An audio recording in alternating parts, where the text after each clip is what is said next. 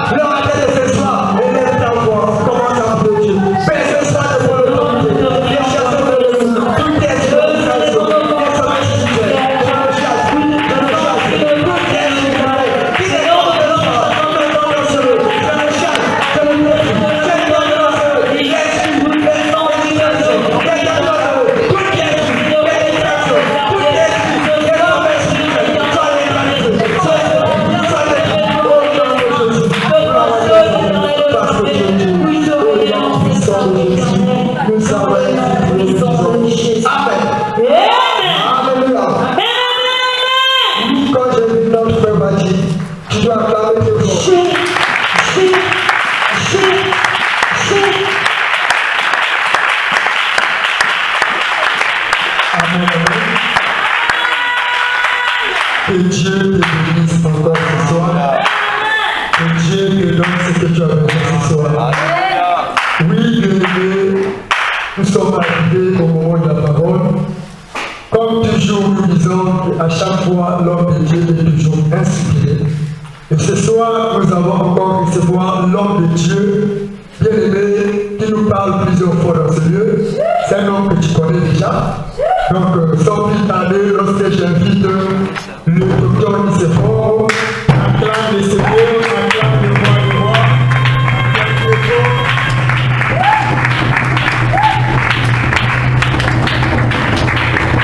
Alléluia. Est-ce que tu vas encore faire du bruit pour Jésus?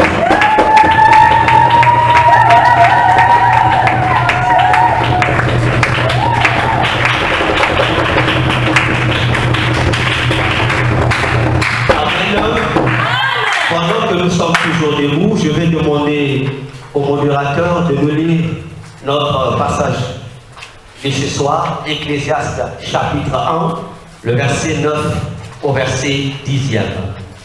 Ecclésiaste 1, verset 9 au verset 10e.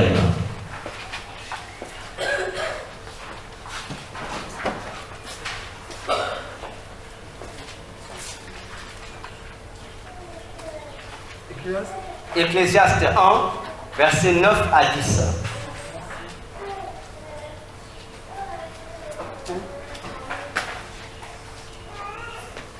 Nous allons lire Ecclésiaste 1. Bénissons le Seigneur Jésus. Voici les paroles du sage, le fils de David, le roi de Jérusalem. Le sage dit, tout parle. Non, Ecclésiaste 1, verset 9 à 10.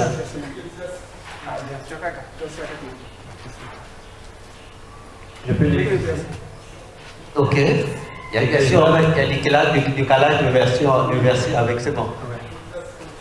Ok, à partir du 9 à 10.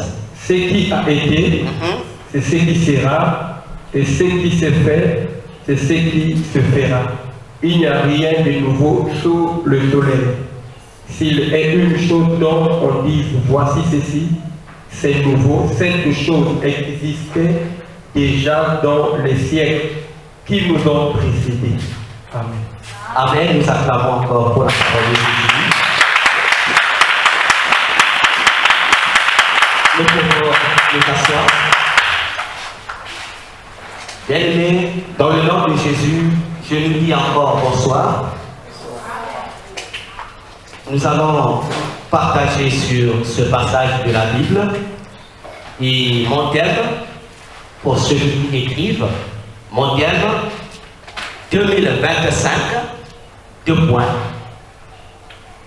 2025, 2 points. Rome. Apparemment, les gens n'écrivent pas. Ça, c'est un problème, ça. Je disais mon thème 2025, 2 points. Rome, tiré, ONU, tiré, Égypte, tiré, Israël et l'évangile de Jésus. Je reprends. 2025, 2 points.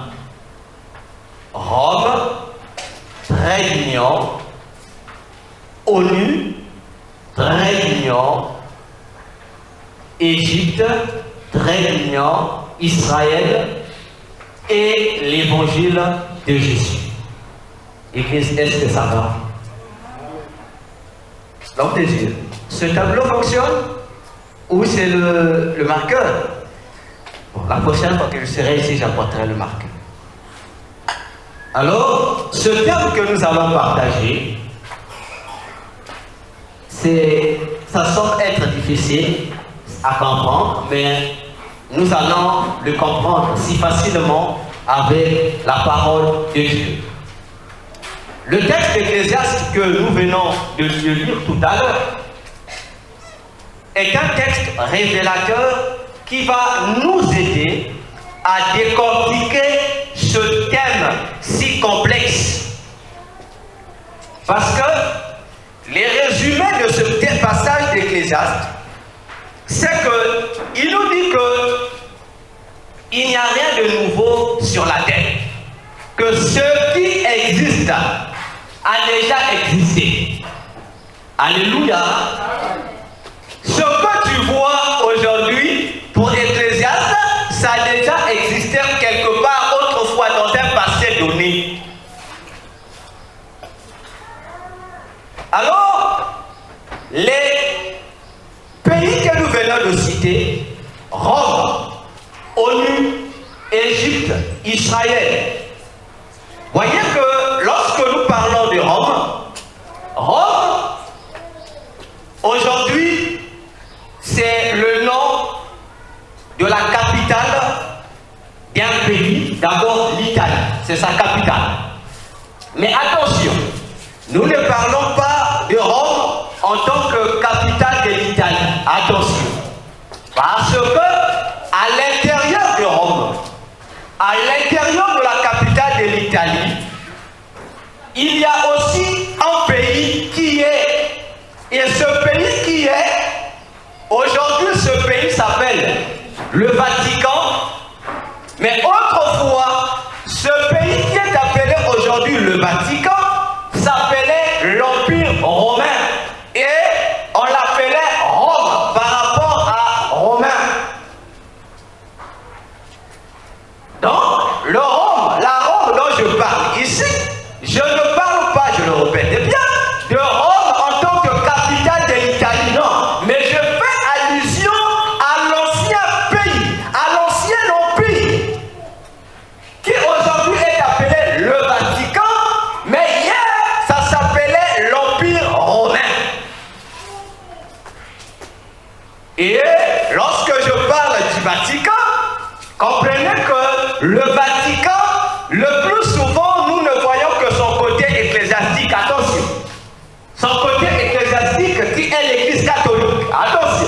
L'église catholique n'est pas seulement une église, mais c'est aussi tout un pays, je dirais un royaume. C'est un royaume qui a son roi qui est le pape et le Rome ou Vatican a tout ce qu'un État ou un royaume a. Ils ont des soldats. C'est un gouvernement. Ça existe là-bas. C'est toute une nation.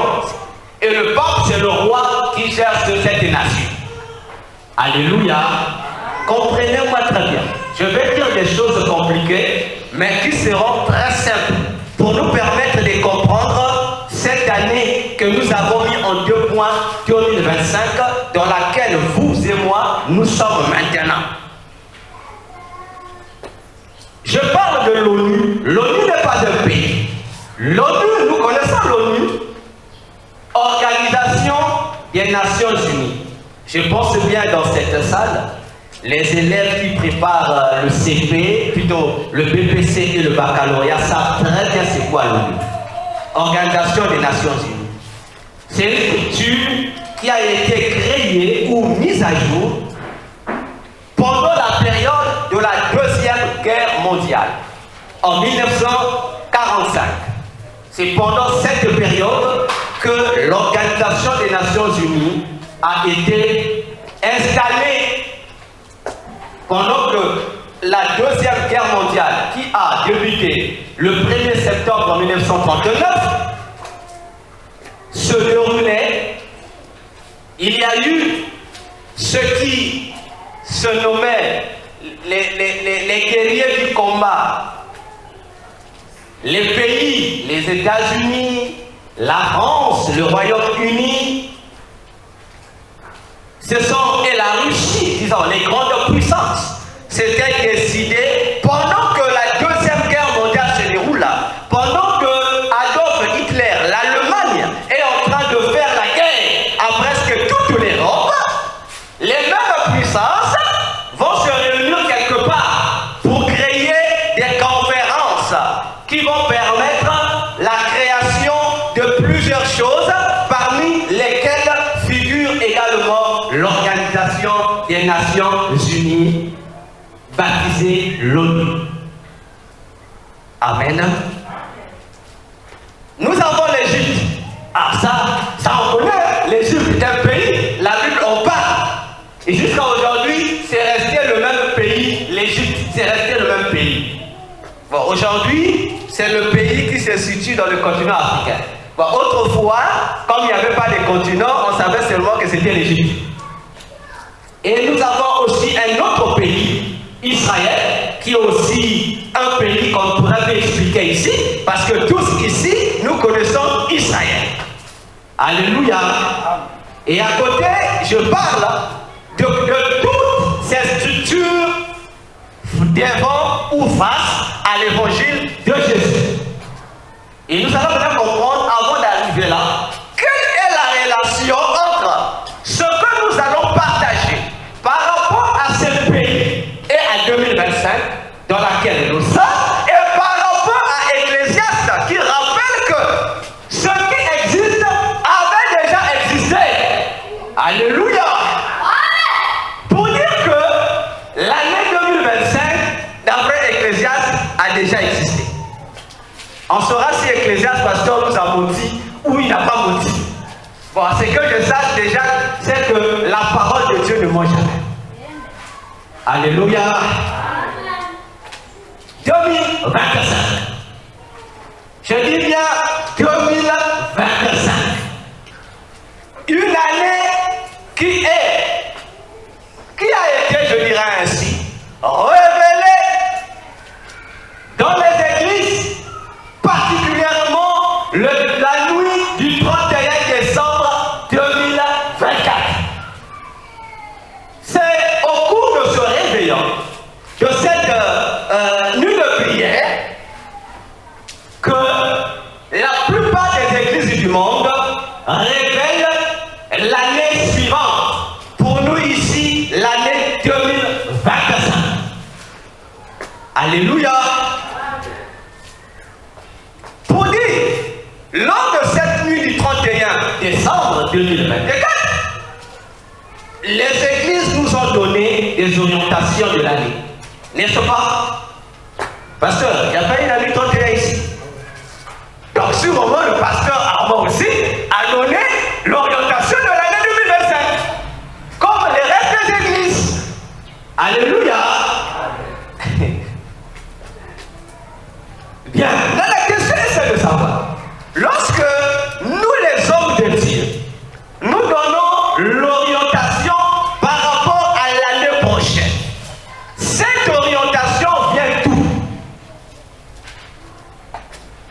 Est-ce c'est Dieu qui donne ça? Ou le pasteur il donne son orientation? Ou ça se fait par suivisme?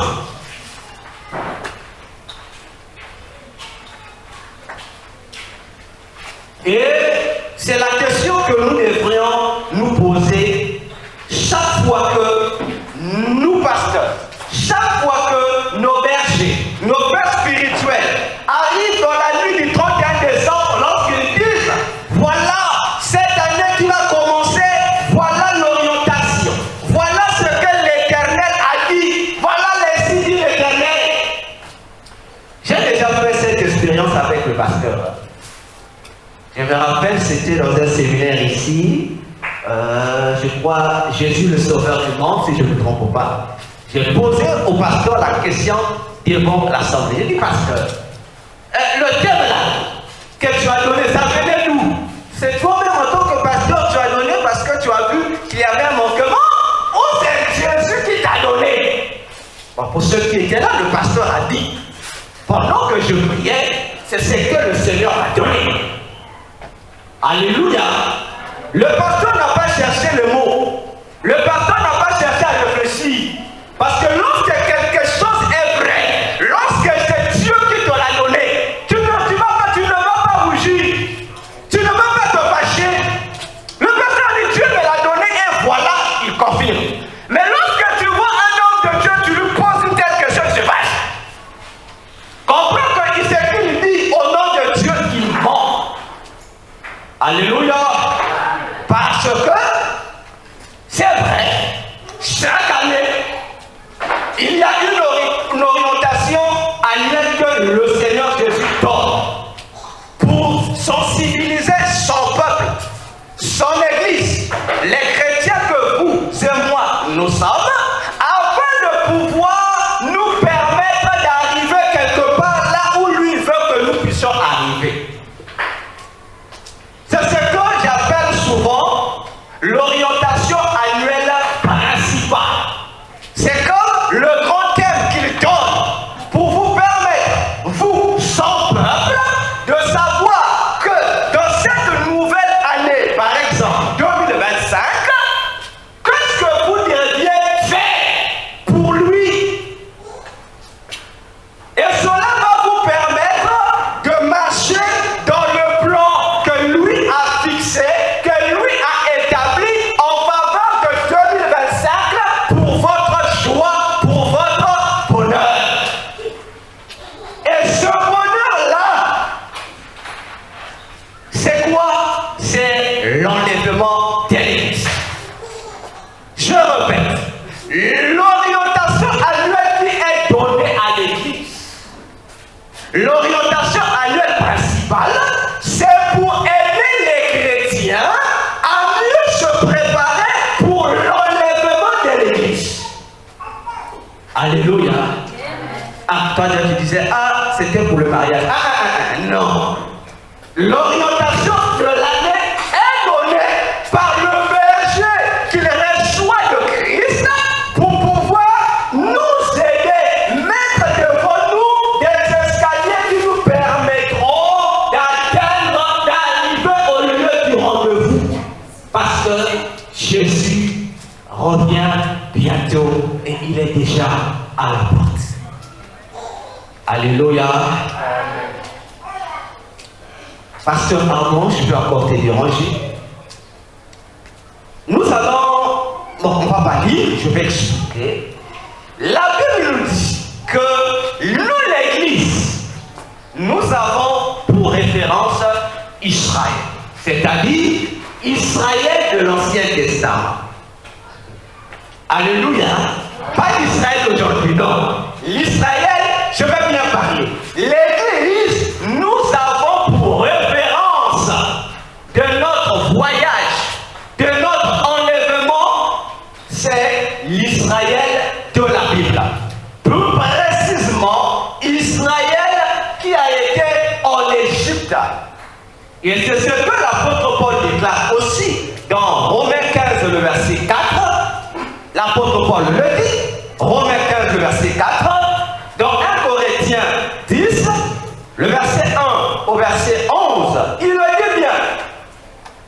Il nous faut comprendre que la marche d'Israël de la sortie de l'Égypte vers Canaan est égale aussi à la marche de l'Église de la sortie du monde pour le ciel. On nous donne ces références en lui pour comprendre notre voyage avec Christ. Nous devions regarder comment a été effectué le voyage d'Israël dans l'Ancien Testament en quittant l'Égypte pour Canaan. Alléluia. Et vous remarquerez aussi, j'ai dit aussi, pour que Israël quitte l'Égypte pour Canaan, il y avait une orientation annuelle qui était donnée. L'orientation annuelle qui a été donnée, c'est Moïse qui délivre le peuple pour l'amener à Canaan. Alléluia. Si nous lisons Exode, nous allons comprendre cela. Exode chapitre 3 et Exode chapitre 4. Lorsque Dieu appelle Moïse, la commission, l'orientation qu'on va donner à Moïse pour cette année-là, on va lui dire, Moïse, ton travail à toi, c'est de prendre le peuple, de le délivrer de l'esclavage de l'Égypte pour l'amener là-bas dans sa terre promise à Canaan. Voilà l'orientation que Dieu a pu donner. Parce que cette orientation annuelle principale, c'est ce qui devrait faire le bonheur du peuple de Dieu. Et à côté de cette orientation annuelle principale, il y a l'orientation, avant d'arriver dans l'autre orientation, toujours dans cette orientation annuelle, il y a un délai. La durée du voyage qui est fixe. Il y a un délai, la durée du voyage qui est fixe. Et nous savons tous ici que lorsque Dieu va envoyer Moïse pour accomplir cette mission, Dieu va d'abord dire à Moïse une chose, que la durée du voyage entre de l'Égypte pour Canaan ne devrait durer que 3 jours. Le peuple ne devait faire que 3 journées de marche en quittant l'Égypte et il devait entrer à Canaan. 3 jours seulement. Alléluia, c'est dans la Bible. Exode 5, du verset 1 jusqu'au verset 6. Vous retrouverez ça là-bas. Exode 8, verset 25 jusqu'au verset 30. Vous allez retrouver ça là-bas. Exode 5, 1 à 6. Vous retrouvez ça là-bas aussi. 3 jours d'abord. Donc, Moïse, ayant l'orientation annuelle principale qui est Canaan, avait aussi avec lui la durée, le délai que devrait faire ce voyage. 3 jours d'abord. On lui a donné. Le jour où il s'apprête à sortir, la nuit où ils sont en train de célébrer la Pâque, dans Exode 13, la Bible va déclarer une chose. C'est que Dieu va constater que le peuple était un peuple travailleur et que le peuple en Égypte, Israël, les Hébreux, ne connaissaient pas l'art de la guerre, ne connaissaient pas l'art du combat. Dieu va dire à Moïse que Moïse, soyez cela dans Exode 13, le verset 17 à 22. Dieu va dire, puisque ce peuple ne connaît pas la guerre, il se pourrait qu'en sortant de l'Égypte, en parcourant le désert, lorsqu'il se retrouvera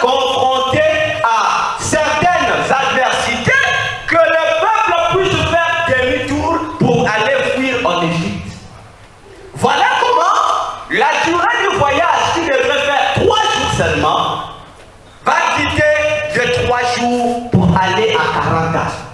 C'est là que Dieu va instituer cela. C'est là que Dieu va décider de faire contourner son peuple le désert pendant 40 ans. L'objectif, c'était pour faire que le peuple soit aussi un peuple combattant, un peuple guerrier. Alléluia. Est-ce que vous me comprenez? Donc nous voyons ici, la durée commence par 3 et ça finit par 4, c'est-à-dire 40 ans. Il y a une remarque à faire ici. Laquelle? Les 3 jours qu'on donne à Moïse comme délai du voyage qu'il doit faire le peuple de Dieu, c'est un chiffre qui est lié à la vie de Moïse. Attention. Ah oui, lisez la vie de Moïse et sa naissance. Lisez le ministère de Moïse. Vous allez comprendre que le chiffre 3 revient beaucoup dans la vie de Moïse. Dès sa naissance, on dit qu'il avait été caché par ses parents pendant 3 mois. Alléluia.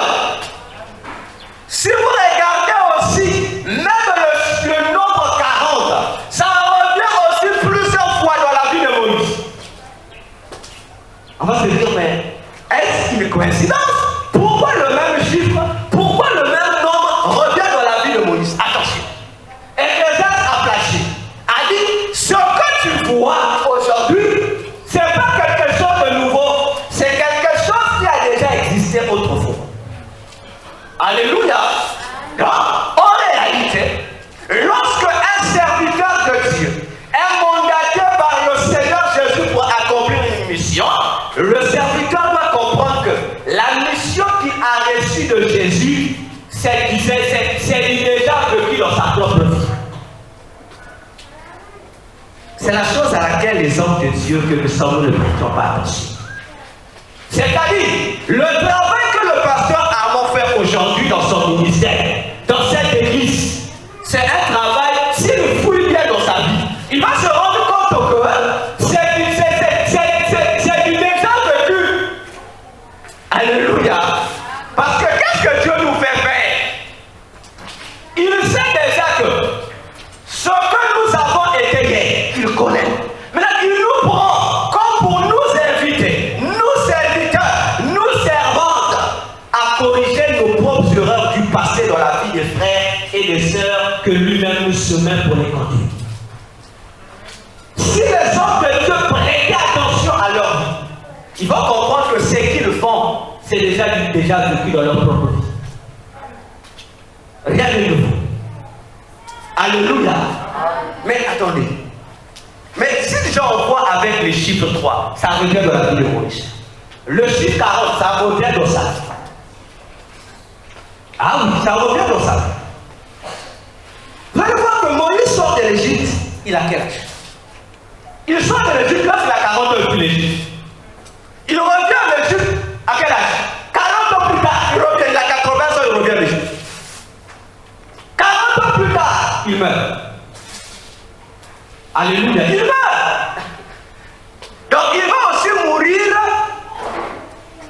la même année où prend fin également le voyage de 40 ans. Donc pendant que les 40 ans du voyage est presque à la fin, c'est là aussi que Moïse va mourir à 120 ans.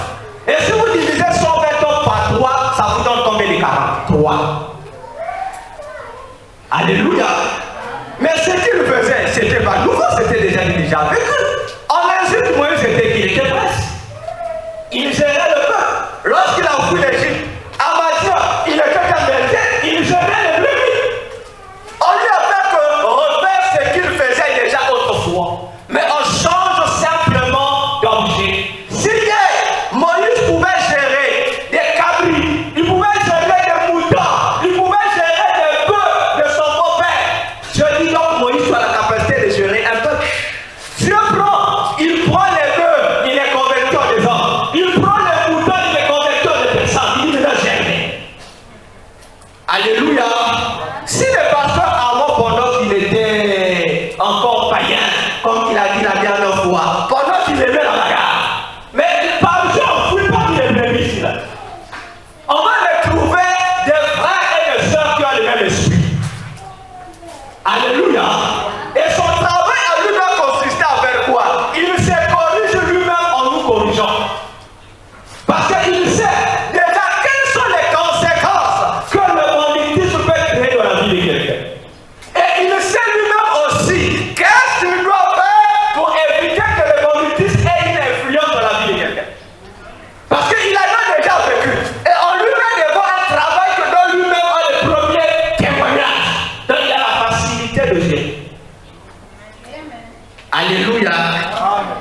que tu mets en place.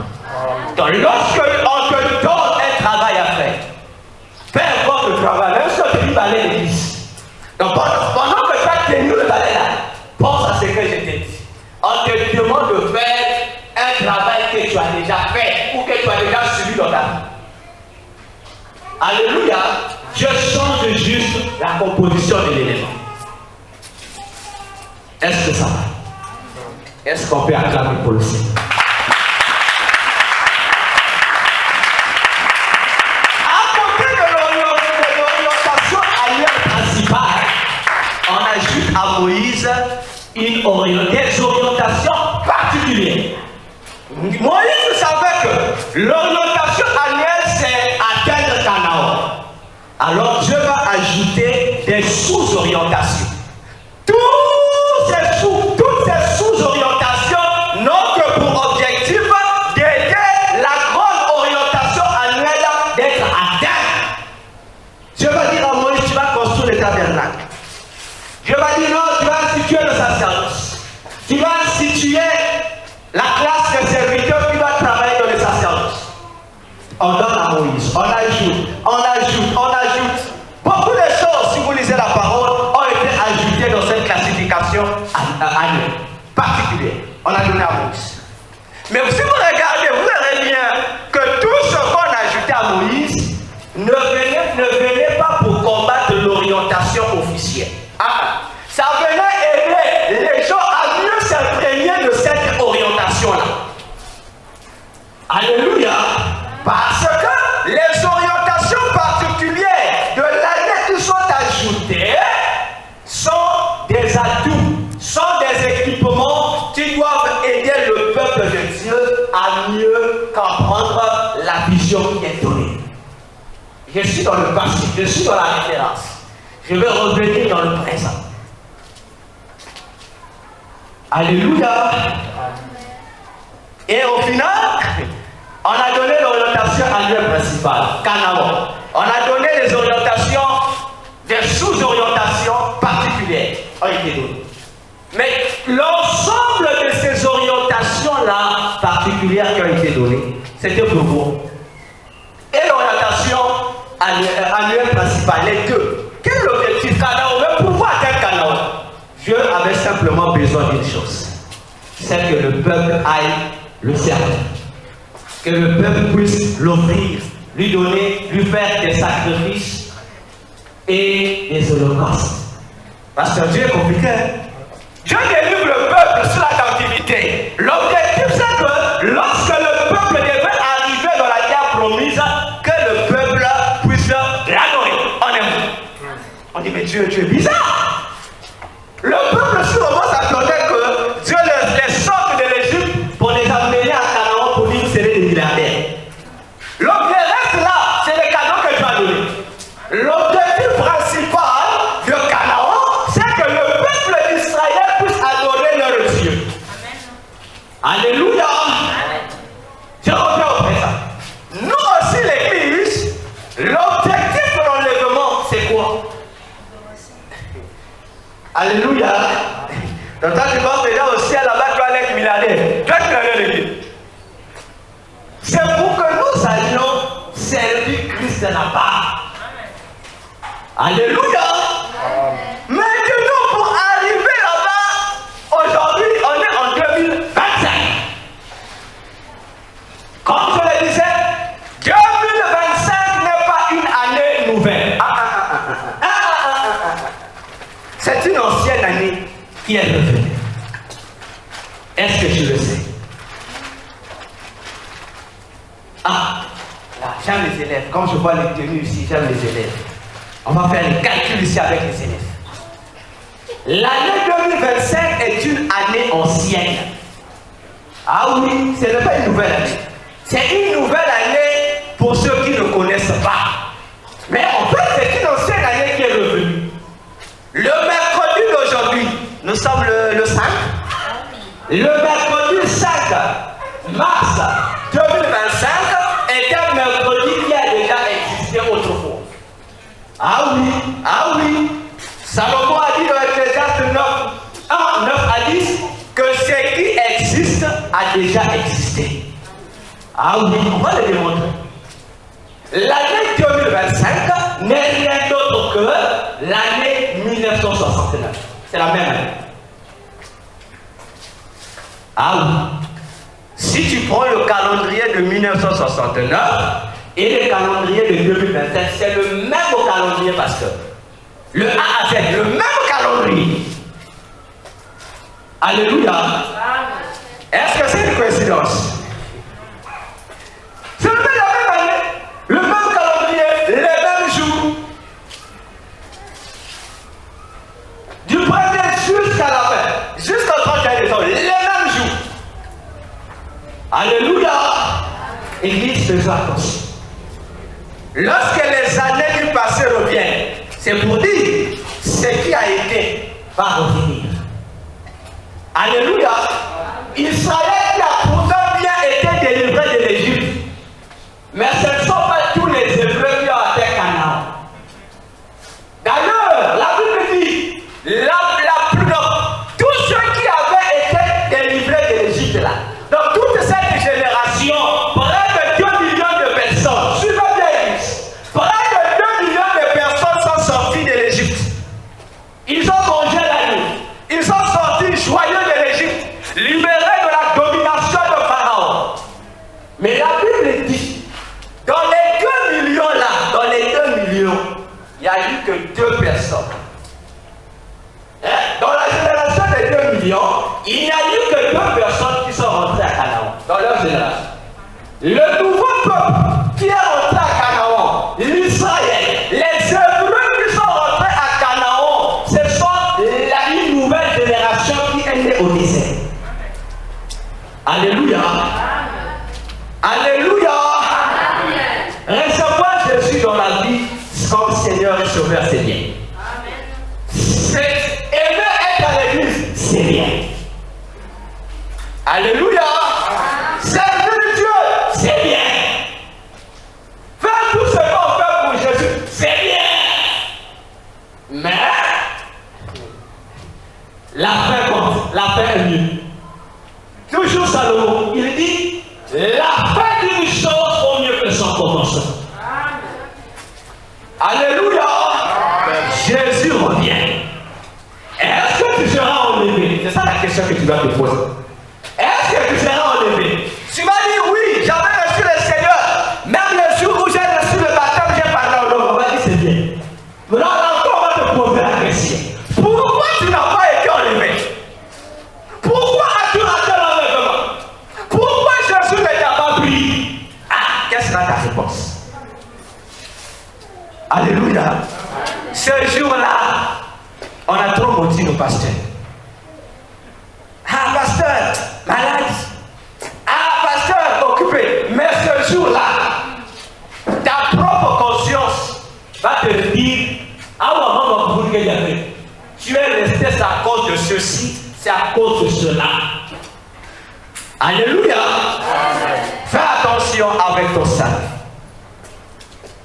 2025 n'est rien d'autre qu'une ancienne année 1969 qui est revenue.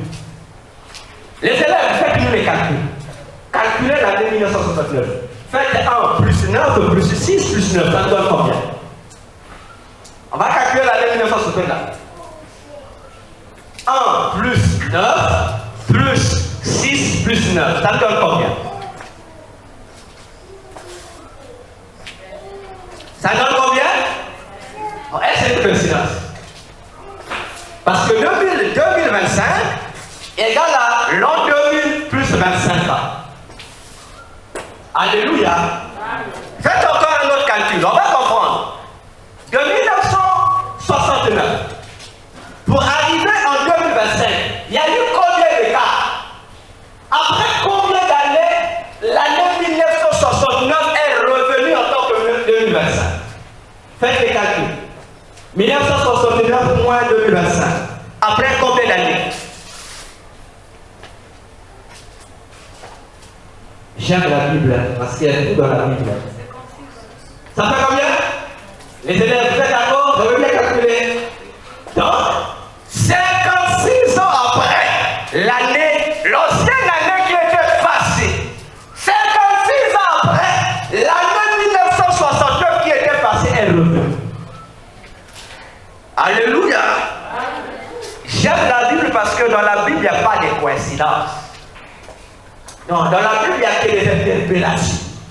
56 ans après, c'est revenu. Alors, rentrons dans l'histoire. Qu'est-ce qui a caractérisé l'année 1969 pour que cette année soit non seulement une année qui passe comme les autres années, mais une année qui devient une année prophétique pour l'Église. Même pour Israël et pour l'Église. Et pour le reste du monde entier. C'est une année que le monde respecte. Parce qu'en cette année-là, il y a eu un grand événement qui a marqué le monde entier, qui a introduit tous les gouvernements dans une guerre. Ah oui. Ah oui. Alléluia. Retenons 56 ans. Vous allez voir ça ici. On parle d'une guerre.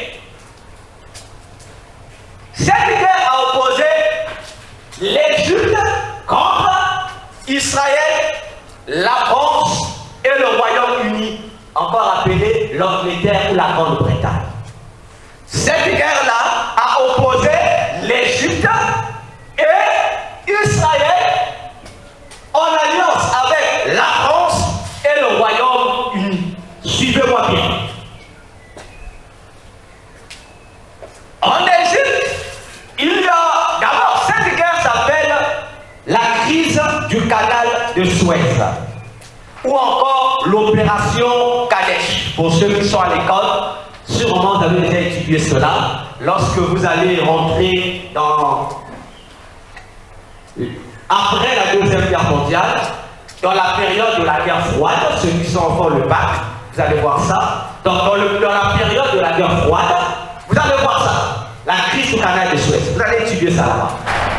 Alors, ce canal-là, on va l'apprendre. C'est comme, on peut le comparer au beach, à notre beach ici.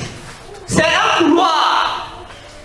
Voyez-vous? C'est comme un couloir, comme on peut appeler ça comme un pont ou une barrière qui relie l'Égypte à d'autres pays.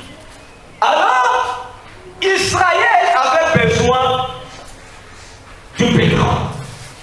Ah oui, Israël avait besoin du pétrole. Le pétrole. La France aussi, alliée d'Israël, avait aussi besoin du pétrole et des autres intérêts économiques, y compris le Royaume-Uni. Alors Israël a trouvé que le seul chemin qui devrait lui permettre de mieux prendre le pétrole égyptien pour le tronçonner par ce canal de Suez jusque chez lui, c'était ce même canal.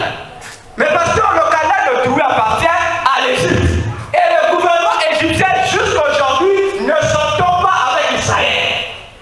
Israël est son pire ennemi jusqu'à aujourd'hui. Alors les Égyptiens disent non, nous on bloque, Israël tu passes pas. En bloquant ainsi, Israël s'est senti privé du pétrole. Parce qu'il en avait besoin. Alors, à l'époque, le monde industriel quittait l'étape du charbon pour entrer dans l'étape du pétrole. Parce qu'à l'époque, pour avoir de l'énergie, pour avoir de l'électricité, on utilisait le charbon, macane. Mais le pétrole était comme quelque chose de nouveau qui devait remplacer le charbon. Alléluia. Alors, tout le monde était à la recherche du pétrole. Alors, comme l'Égypte va refuser l'accès à son canal à Israël, Israël va donc aller faire une alliance avec ses partenaires, la France et le Royaume-Uni, et les trois vont créer une sorte de milice pour aller attaquer l'Égypte. Mais je vous assure qu'ils ont perdu. Ils ont perdu. La guerre a fini avec la victoire de l'Égypte. Trois pays qui se sont réunis pour attaquer l'Égypte, mais la fin de la guerre, c'est l'Égypte qui a été vainqueur. Alléluia. Et cela a eu lieu quand? Ah, on a retenu quel nom tout à l'heure? Cette guerre s'est éclatée en 1956. Encore 56 revient. Est-ce une coïncidence? Non. C'est cette date-là de 1956 qui va occasionner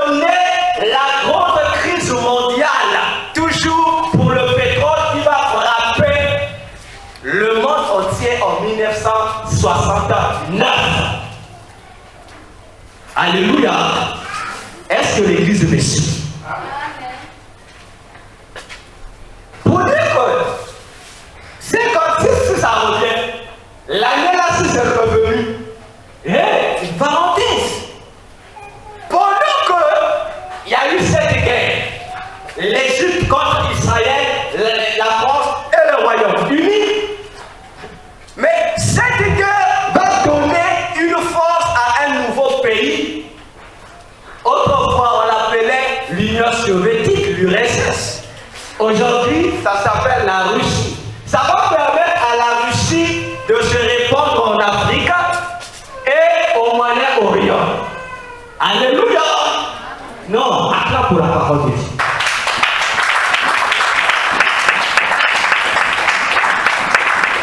Ce qui a été, c'est ce qui sera. Alléluia! Et si vous regardez aujourd'hui, vous allez remarquer que ce qui s'est passé en 1960, de 1956 jusqu'à 1969, c'est ce qui est aujourd'hui dans cette année en train de se reproduire avec une intensité inimaginable. Alléluia. Depuis que nous sommes rentrés en 2025, la même chose est reproduite. Il y a de fortes tensions actuellement entre Israël et l'ancien ami, l'ancien ennemi, l'Égypte. Les mêmes tensions sont venues. Pendant qu'il y a les tensions, la France soutient Israël, le Royaume-Uni soutient Israël. Alléluia. Mais pendant que les tensions sont entre les deux pays, aujourd'hui, la Russie est en train de gagner le terrain en Afrique et au Moyen-Orient en utilisant la Chine. Alléluia. Alléluia. Et aujourd'hui, le monde est dans une crise terrible du pétrole. Alléluia. Ce sont des choses que l'Église doit comprendre. Pour nous amener à réaliser en quel temps nous sommes. Ça se passe sous nos yeux. Ça se passe, c'est pas caché. Ça se passe sous nos yeux. Mais l'Église, les chrétiens que vous et moi sommes, nous sommes des sorciers. Attention. Alléluia. Attention. Parce que la même crise qui a frappé le monde entier, ça a commencé par la crise du pétrole et cette même crise a aussi occasionné une crise financière. Alléluia. Et lorsque nous tombons en 1970, le monde est divisé en deux blocs. On parlera autrefois, on analysait le bloc de l'Ouest qui appartient aux États-Unis, les capitalistes, et l'Europe de l'Est qui appartient aux riches avec le communisme. Et le monde d'aujourd'hui est en train de se diviser en deux. Tous les pays du monde se créent, s'allient dans ces deux blocs. Soit tu appartiens au bloc des États-Unis d'Amérique, soit tu appartiens au bloc de la Russie. Alléluia. Église, faisons attention.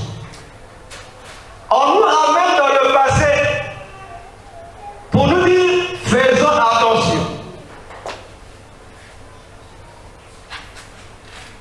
Le capitaliste, on dit ce sont des gens, un système économique où il n'y a que l'intérêt personnel qui prime. Mais notre, le communisme géré par la Russie, le système économique où on dit tout c'est pour le peuple, rien que pour le peuple. Alléluia.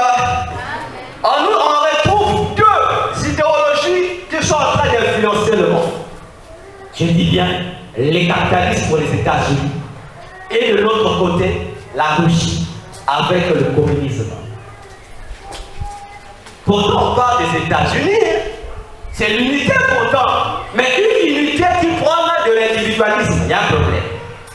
L'URSS, l'ensemble des pays soviétiques, une unité, mais qui prend aussi le partage de biens communs entre tous.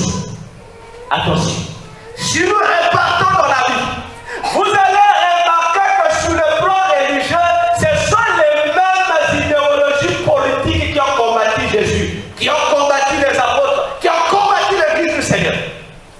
Ah oui.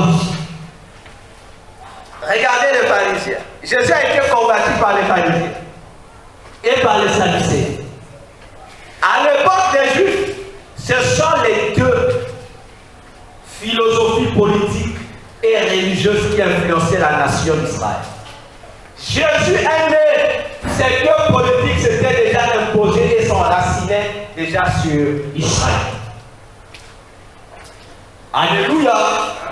Les pharisiens, ils aimaient. Leur idéologie, c'est une unité, parce qu'ils se disaient pharisiens, car pour eux, ils prétendaient vraiment marcher dans la sainteté. Donc, pour eux, pharisiens voulait dire ceux qui sont séparés des souillures du péché. Ils ont créé ce mouvement religieux et politique. Mais à l'intérieur, c'est un intérêt individuel. Attention, ça nous rappelle la politique des États-Unis d'Amérique, le capitalisme. Et à l'autre côté, les sadducéens, contrairement aux pharisiens qui prônaient la séparation avec le péché, les sadducéens, eux, leur base c'était quoi? Le matériel. Attention, les sadducéens ne croyaient pas aux choses spirituelles. Mais pourtant, parmi c'était connu composition des docteurs de la loi des normes. Certains sacrificateurs faisaient partie de cette,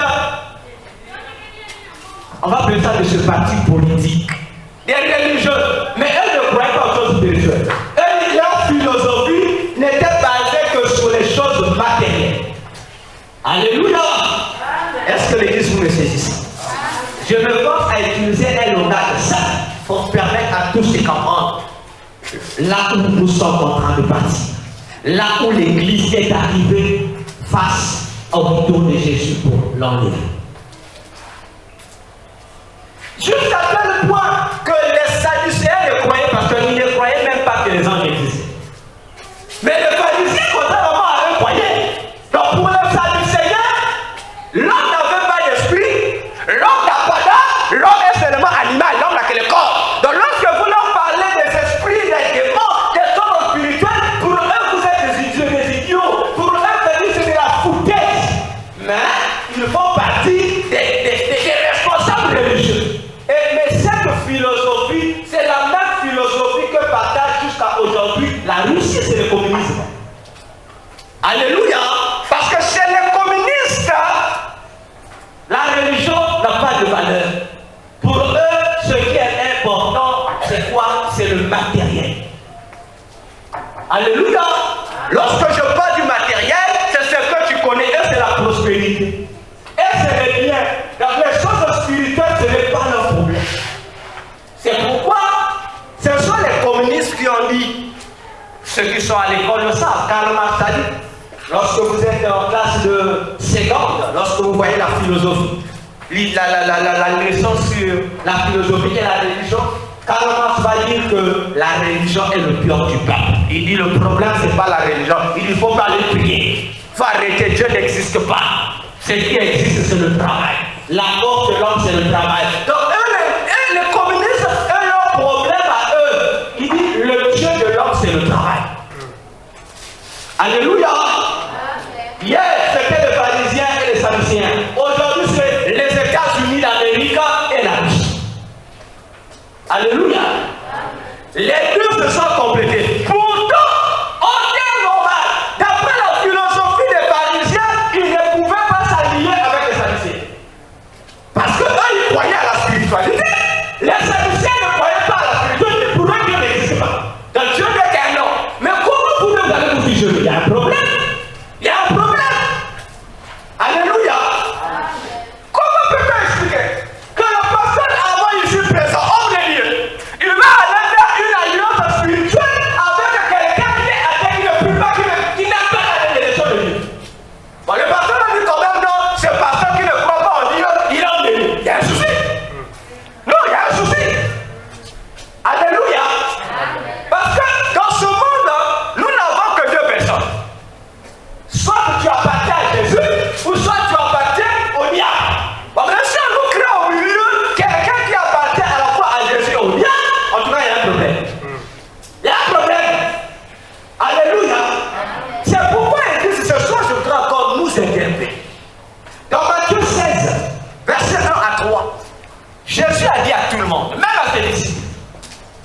Lorsque les mêmes individus, les chefs religieux sont venus dire, Jésus, ce que tu fais là, montre-nous un signe, un miracle, pour que nous puissions comprendre ce que tu es en train de faire là, ça veut dire quoi?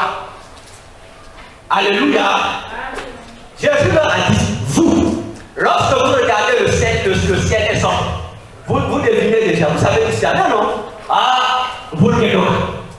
Lorsque vous voyez le ciel est rouge, vous voyez que on va faire un bouton. Mais comment n'arrivez-vous pas à discerner ce temps-ci? Alléluia. Et bien, c'est la même question que je voudrais te poser. Face à tout ce qui se fait dans nos maisons, dans nos familles, dans nos quartiers, dans nos villes, dans nos pays et ailleurs dans le monde, comment n'arrives-tu pas, frère, sœur, à discerner ces temps? Comment tu n'arrives pas à discerner ces temps? Alléluia. Où sont tes regards? Est-ce que tu as l'attention fixée sur le retour de Jésus? Ou ton attention est focalisée sur quelque chose d'autre? Le pasteur m'a dit aujourd'hui qu'il était en retraite à l'église. Si je pose au pasteur la question, et je sais déjà la réponse. Le pasteur ne va pas rentrer en retraite pour que les gens disent. Alléluia. Il va rentrer en retraite pour les sujets d'autres personnes. Alléluia. Est-ce que tu comprends? Le pasteur s'est privé de ses sorties. Il s'est privé de ses corps. Parce qu'il veut rester à l'église chercher la face de Dieu en faveur de toi et de moi. Donc vous voyez qu'il a rien à faire. Il a privé son lit avec sa femme.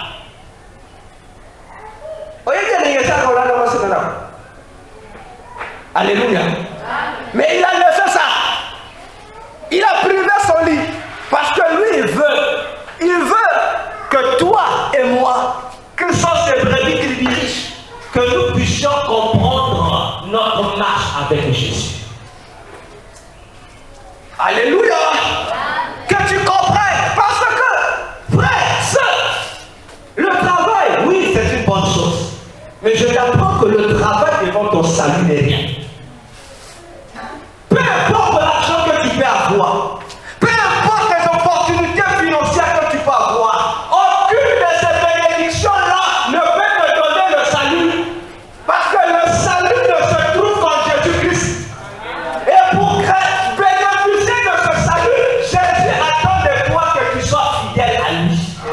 C'est pourquoi les disciples de la Bible, lorsque tu lis ta Bible, frère, les disciples ont sacrifié leur vie.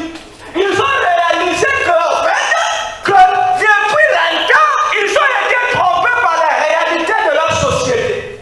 Qu'ils ont été trompés par les écoles qui leur faisaient comprendre que pour réussir dans la vie, il fallait avoir un travail.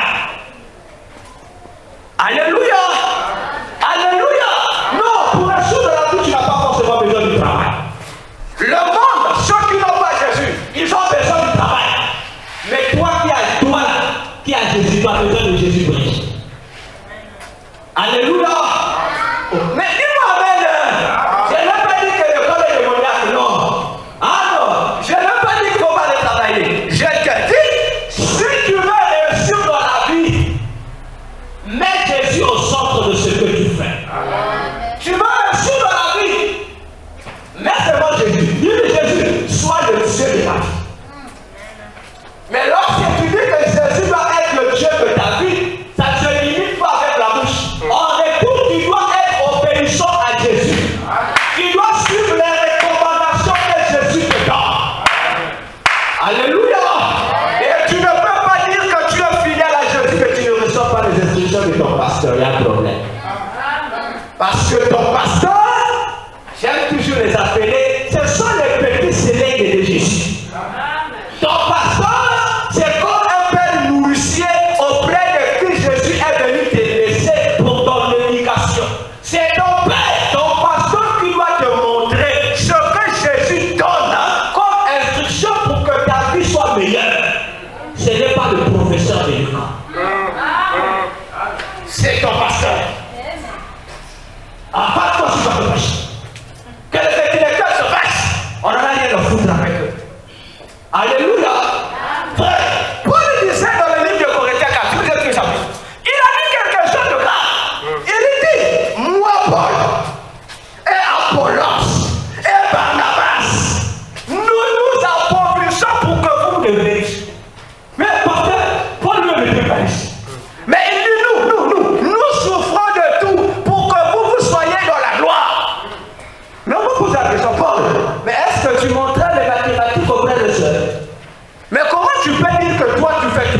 souffres de tout pour que les frères et les sœurs que tu diriges deviennent riches. Comment ça?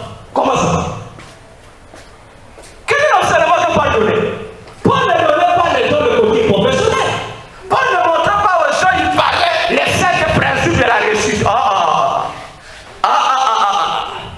Alléluia!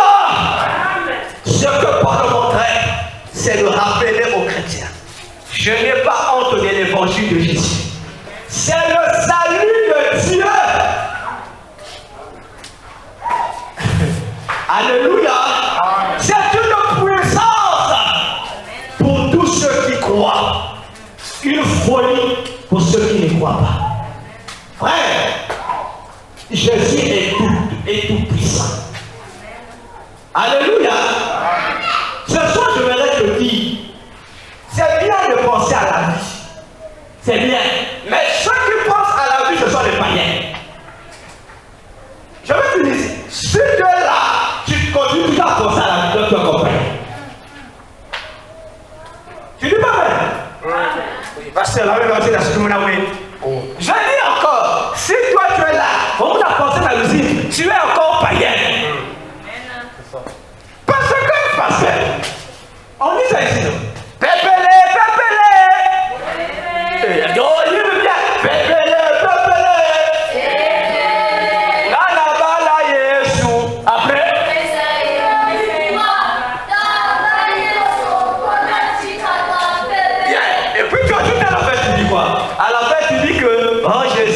Ma vie, je t'ai donné là. Bon, c'est parce que si tu as donné ta vie à Jésus, et en retour, Jésus t'a donné sa vie, mais là, la vie que tu as là, c'est la vie de qui? Alléluia. Non, frère, réponds-moi, ma soeur. La vie que tu as, c'est la vie de qui? C'est ta vie ou c'est la vie de Jésus? Paul a dit, si je vis, c'est ne plus moi qui vis, c'est Christ qui vit en moi. Bon, maintenant dis-moi, toi tu dis tu penses à quoi ta vie? Bon, maintenant moi je ne sais pas. Si on se vrai que ta sale vie là, tu l'as crucifié à la croix. Maintenant lorsque tu penses à ça, tu reviens à la croix là. Viens nous regarde, je suis dans mon inné. Donc tu veux te payer? Alléluia. Non, tu n'as pas de vie à penser. S'il y a une vie sur laquelle tu dois penser, c'est la vie de Jésus. Pense à la vie de Jésus. Tu n'auras pas de céphalie. Tu n'auras pas d'estomac. Tu n'auras pas de tension. Parce que aussi longtemps que tu continueras à penser à ta vie, comme on le dit souvent, je pense à ma vie, je pense à la vie de mes enfants, je pense à leur avenir, mon frère. Mon frère. Jésus a dit, je suis le chemin, la vérité et la vie. Si tu as Jésus en toi, mais cherche à vivre ce que Jésus a dit dans ma Jean 10. Il dit, je donne ma vie pour les brebis pour qu'elles aient cette vie en abondance. Ton problème, c'est que la vie de Jésus abonde en toi. Alléluia. Non, je vais t'aider ce soir. Pense au retour de Jésus. Pense au retour de Jésus. C'est pourquoi il y a un langage que j'aime bien lorsque les pasteurs les emploient. Tu dis à un pasteur, comment? Il te dit toujours, ça va bien en Jésus. Il a cette difficulté, il te dit, ça va bien en Jésus. Alléluia. Mais si tu demandes un frère ou un soeur, il dit, il va bien, ça va bien, mais le maire a sorti. Nous sommes en masse. Alléluia. Jésus revient. Comment prépares-tu ce retour? À cause de la vie sur laquelle tu penses, là, ta vie là, tu n'as plus de vie de prière. Tu ne jeûnes plus. Venir à l'église, des raisons et combien venir. Pasteur, regarde ma situation à Boyer. Mais frère, tu vas mourir, les situations à Boyer vont rester à Boyer. Nous ne sommes pas de ce monde. Paul disait, faites attention avec l'esprit de chercher toujours à avoir beaucoup d'argent. Il dit parce que dans la richesse, il y a aussi un piège là. Et il dit, si nous avons de quoi nous vêtir et manger, cela nous suffit.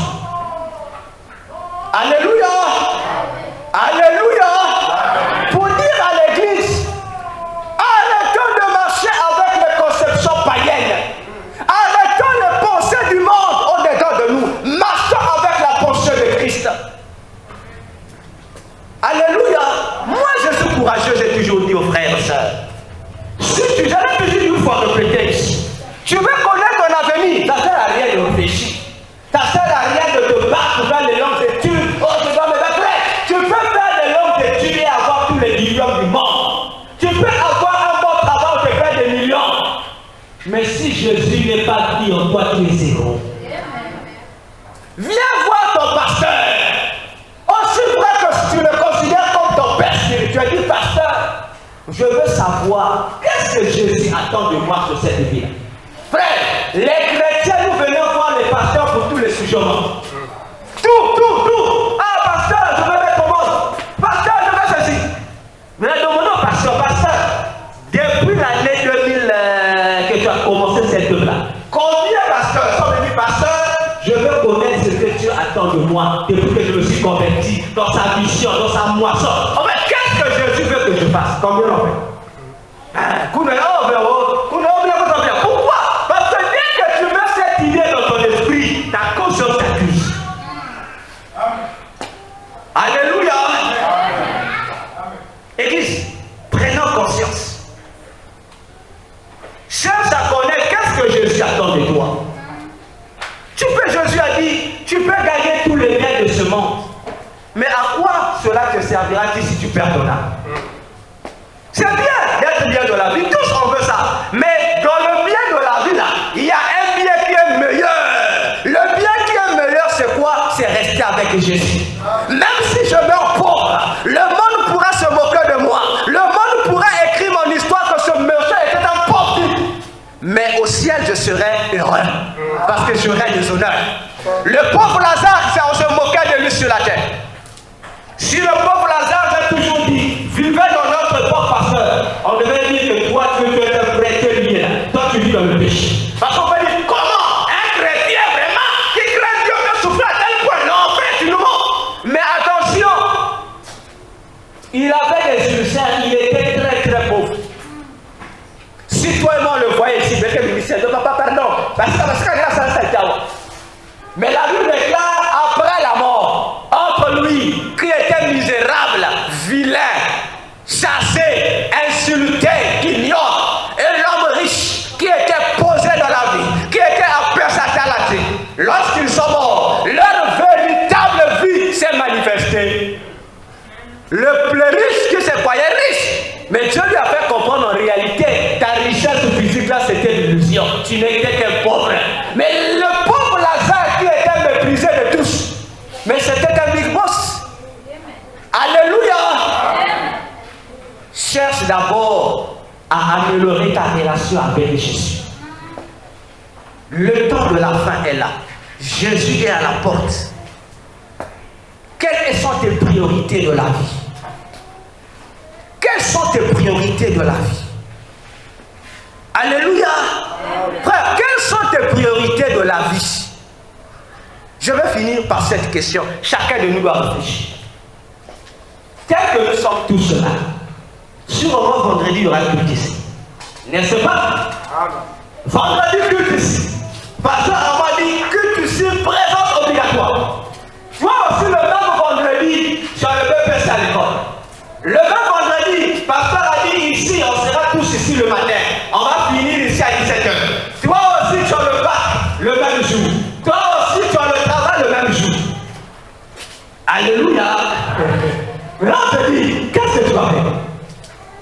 Tu vas venir au programme ou tu vas à l'examen ou tu iras au travail? Les élèves, qu'est-ce que c'est votre choix? Eh bien, non, non, non. Et les élèves, quel sera votre choix? Tu viendras au programme de l'église ou tu iras faire l'examen? Les élèves me posent quoi? Vous irez à l'examen ou vous viendrez au programme de l'église? Ah, moi je sais que vous irez au examen. Je vais te dire, ah, pasteur, c'est pas à l'école. Vous irez à l'examen. Alléluia. Les frères qui travaillent ici, vous n'irez pas au boulot. On va venir ici, on va dire pasteur, il faut comprendre les ça. Alléluia. Non. Si le pasteur disait, Jésus va venir nous voir le vendredi, il va arriver ici à 7h, il va nous quitter à 18h. Présence obligatoire. Je ne pas la question. Les élèves, vous irez au bar ou venez au programme de l'église. Les travailleurs, tu iras au boulot ou tu iras pas Jésus. Ah, donc comprenez qu'en fait, lorsque vous montez les trucs, vous faites des choix. Vous faites des choix. Bon, pourquoi lorsque le pasteur a dit, vous allez dire, ah, pasteur va êtes hypocrite. Ok. Ah oui. Alléluia. Je vais vous dire une histoire. Il y a un frère, c'est une histoire vraie qui s'est passée ici à côté de moi. Parce que le jour de son bac, le pasteur lui a dit, frère, je suis malade. Aujourd'hui, nous avons un culte, c'est un culte de semaine. Il dit, frère, je ne peux pas intervenir. Mais toi, tu dois être au programme. Il dit, il y a un autre homme de Dieu qui vient approcher, mais moi, je veux que tu sois à la modération. Ça dit, je suis vraiment malade, je ne peux pas faire. Donc à l'église, il n'y a que toi qui peux faire la modération. Mais le pasteur qu'on a reçu là, il va venir le matin. Donc le programme, donc c'était pas un séminaire, mais c'est comme un peu des journées comme ça. On est pris le matin. Donc il parle comme le pasteur était missionnaire, il dormait à l'église. Donc le programme devait commencer le matin de 9h jusqu'à 18h. Alors, le frère du pasteur, moi aussi, j'ai le bac A après. Alléluia. Ah oui. Parce que ça se passe en 2007. Le frère a écouté. Il dit, ah, je veux faire mon bac. Je dois être à la modération. Ah, le frère est allé à la maison. Il a dit à ses parents, pasteur, la guerre est noguée. Donc, vous savez vraiment, il est pasteur, il a. Pasteur, il est sur la paix et il a fait partout. Il est pasteur, il a. On a tout dit sur le pasteur. On l'a insulté. C'est un mauvais, c'est un faux pasteur. C'est un pasteur qui ne se soucie pas de l'avenir de ses bébés. Comment il va te dire de ne pas aller à l'examen pour que tu ailles à la modération? Même Jésus a dit, donnez à César ce qui est à César, à Dieu ce qui est à Dieu. Alléluia. Le jour J, le frère là a dit à ses parents, a dit à tout le monde, à ses amis, j'irai pas faire le bac. J'irai mourir. C'était un scandale. On a dit, le pasteur avait une magie. Sûrement le pasteur là t'a lié ton idée. Je vous assure. Le frère est allé modérer. Hein? Le frère est allé modérer. À l'époque, le bac n'était pas comme aujourd'hui. Il y avait moins de jours. Donc le frère avait déjà une journée d'absence. On aime déjà, il est joué. Alléluia. Parce que le matin de ce jour-là, il n'avait pas fait ça. Il a fini sa modération. Mais vous savez ce que Jésus fait? On acclame d'abord pour Jésus. Bien-aimé, acclame bien pour cette Jésus qui néglige. Écoute-moi. Jésus, il est Dieu. Le frère a fini pour lui et 18 heures, la fini, il n'est pas allé.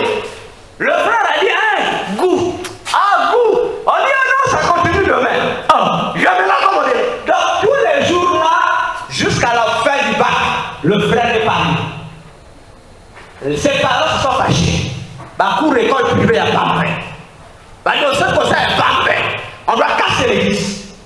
Parce que le pasteur là, c'est un sorcier. Alléluia. L'église, Jésus est bon. L'examen est fini. Le mois après la proclamation, tout le monde savait que le frère n'avait pas fait l'examen. Même ses amis à l'école savaient. Le jour de l'examen, plutôt de la proclamation des résultats du baccalauréat. Hein?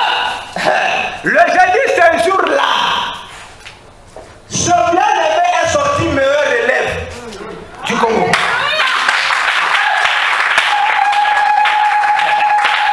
Alléluia. Mais comment quelqu'un qui a été absent, mais il sort avec la moyenne la plus élevée, meilleur élève? Comment? Alléluia. Frère, attends, comment tu expliques ça? Dans la liste des animés, son nom est là. Mais on peut l'expliquer ça comment? Alléluia.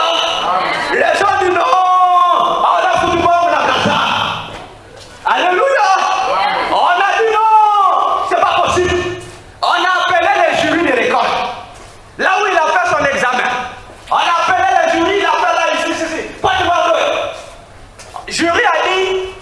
Ce petit-là, moi, je le connais. Je le connais. Il dit non, mais vous dites qu'il n'était pas clair. Non, mais moi, non, que chaque jour, lorsque je venais faire l'inspection de ça, il était là, je le connais. La surveillance, ça, mais le petit-là, on le voyait là tous les jours. Et puis, je me place avec Jésus.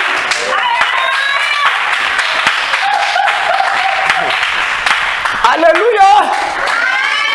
Est-ce que tu réalises ce que Jésus fait? Il a été absent, mais qui est allé faire à sa place? On dit qu'il était aussi là. Alléluia. C'est pour te dire, mon frère, les choses de la vie sont importantes, c'est vrai. Mais les choses de Jésus sont mieux. Apprends à faire de Jésus la priorité dans ta vie.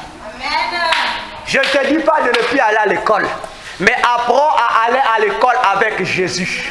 Je ne te dis pas de ne plus travailler, non. Dans ton travail, travaille avec Jésus. Ne laisse pas Jésus de côté. Peu importe les situations que tu peux traverser, peu importe la maladie que tu peux avoir, que Jésus soit toujours au centre de ta vie. Que Jésus soit toujours ton Dieu.